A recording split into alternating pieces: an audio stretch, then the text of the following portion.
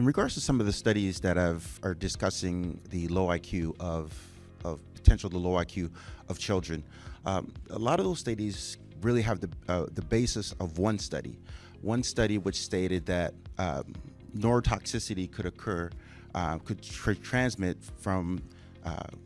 the child,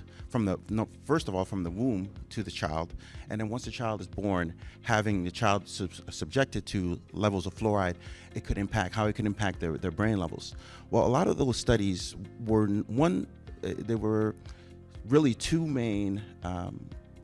researchers who are the origins, so to speak, of all the studies. So all the studies that were completed after the fact were all based on the conclusions of those two particular scientists, which actually did not actually claim that fluoride actually caused patients to have lower IQ. There was also another study that was completed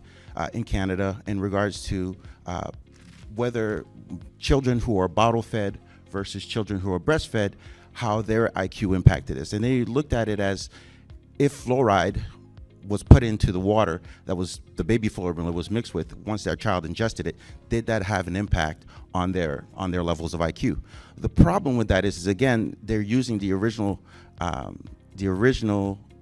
study, the original data, to kind of confirm what they're saying, and also that, but they also don't have a good exact methodology for them to be able to determine whether the mother was